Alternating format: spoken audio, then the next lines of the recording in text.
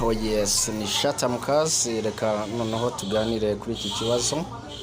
Ikibazo k'ingenzi ku ndwara zikunze kwibasira abantu bose bakunze gufungura amafunguro arimo ubucafu cyangwa se arimo umwanda. Mbega waruzi ko amibe ishobora kuvurwa igakira neza? Amibe ni iki? Amibe ni indwara yandura abantu benshi bashobora kurwara kuko iyi amibe yandurira mu gufungura ifunguro zanduye, kunywa amazi mabi, gukoresha ibikoresho bidafise isuku, ndetse umuntu akaba yonayirwara biciye mu bice byiwe by'umubiri mu gihe bidafise isuku rihagije, no mu gihe kandi afise imyanda myinshi mu mubiri cyane cyane mu nda. Kuzura inda, kugira amate menshi cyangwa se amacandwe menshi, kugira isesemi, kubura uburyohe mu byo kurya, no kubura ingufu ni kimwe mu bikunze kuranga abarwayi ba amibe. Ikindi nuko ishobora gutera kujya ku musarane buri kanya no kwiyagaza cyangwa se kwishimagura bivanze no gufuruta ku bice bitandukanye by'umubiri. Wobigenza gute mu gihe urwaye amibe? Mu cyegeranyo cyangwa se mu cyerekezo mu gihe yagufashe umurwayi wa amibe, ni byiza kumuha igaburo zoza mu mara, ndetse ukamuha n'izindi zica amibe n'amagi yayo. Mu zikoreshwa cyane harimo iyikomoka ku bimera ata produit irimo, cyangwa se pharmaceutique nimwe irimo, cyane cyane harimo tungurusumu na persil na aloe vera pardense mira, kuko zibitsemo ibyitwa saponine, arsina na arsenase bifise ubushobozi bwo kwica amibe no ku gihe yinyegeje mu gikono cyayo, system amibien. Umwihariko w'izi gaburo nuko ushobora no kuzikoresha utarwaye, mu ntumbero yo kwirinda ibindi bibazo byo mu nda nka amibe, ndetse no gukingira umubiri ukamara itoto n'ubwiza, cyane cyane abarya mu maresitora, abanywa amazi, abakora ingendo za buri munsi, n'abakunda kurya ibyo batitekeye, nk'ibyo bahitana ku mabarabara bidafise isuku. Ikibazo abantu benshi bakunze kwibaza nicyo kumenya niba amibe ari indwara ivurwa igakira. Amibe ni indwara ivurwa igakira koko, kubera ko uyirwaye akenshi usanga aba ayimaranye iminsi myinshi kandi yaramuzonze koko. Izo gaburo rero dutanga zirakoreshwa kugira ngo indwara ya amibe ikire neza. Niba rero ufite ikibazo cya amibe, koresha iyi miti igiye itandukanye kandi ukoreshe uko bikomeje bivugwa.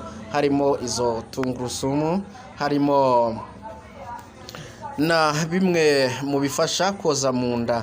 Cyane cyane niba ufite ikibazo cya amibe, ugomba gukoresha amazi asukuye, nyine nk'uko twakomeje tubibasaba cyangwa se tubibasobanurira. Harimo guteka amazi, ukanywa amazi atetse, harimo na bagiteri zituruka ku mazi woga, mu gihe ushobora kuyoga adasukuye, nabyo bishobora kuba wagira amibe, kuko ntizibura aho zishobora kwinjirira kugira ngo izo bagiteri zibe zakuzanira amibe. Akenshi nanone ushobora gukoresha tungurusumu, ukayikoresha wayivanze n'ubuki. Icyo gihe biragufasha kandi ukaba wakwirinda ikibazo cya amibe, cyane cyane nk'iyo uri kujya kwituma buri mwanya, cyangwa se uri kujya wumva isereri muri wowe no kuba wacitse intege. Reka dukomeze tugenda turebere hamwe ibintu bishobora gukoreshwa kugira ngo wirinde amibe. Ni byinshi cyane rero wakoresha kugira ngo wirinde amibe mu gihe cyose wumva ikubangamiye. Gerageza gusukura imboga zawe, imboga cyane cyane imboga rwatsi.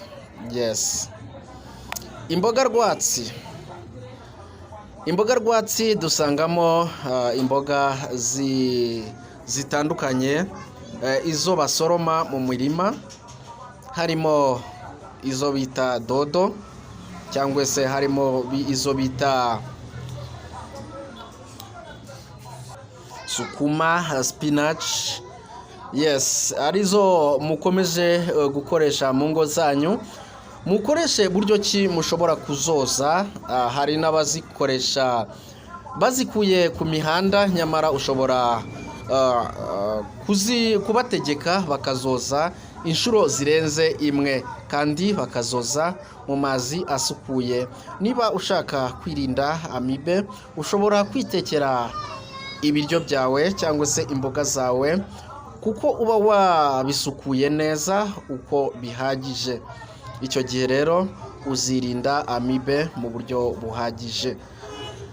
Dukomeje tubagezaho ikiganiro ubuzima bunejeje, kugira ngo dukomeze tugubwe neza. N'ikiganiro nkomeza mbagezaho n'igihe shata mukazi, nkuko dukomeje tuvugira hamwe. Mukore subscribe, comment, like and share, maze tubagezeho ibiganiro by'ubuzima bwiza. Igihe cyose waba udafite ubuzima bwiza, nta na kimwe wageraho, kandi nawe ubwawe nta kintu wazimarira, kuko ubuzima bwawe bwaba bukubangamiye. Rero mu gihe mu nda hawe hariho moteri y'ubuzima ugenderaho, ugomba no kuhakorera isuku, ugakoresha imbuto zigiye zitandukanye, harimo kurya melon kugira ngo yongere imbaraga, ukongera imbaraga z'umubiri kuko yongera amazi mu mubiri. Ukaba wanakoresha ipapayi. Ipapayi ni nziza cyane kuko ikora kimwe n'umuwembe. Umuwembe ni mwiza cyane. Ibyo byose bisukura mu nda, maze imyanda yaba iri mu nda yose ikaba yashira. Ni byiza rero ko izo mbuto zisukura mu nda uzikoresha, maze ukagira ubuzima bwiza. Reka dukomeze tubifuriza ibihe byiza aho muherereye mwese, kandi mukomeze munogerwa neza n'ibiganiro nkomeza.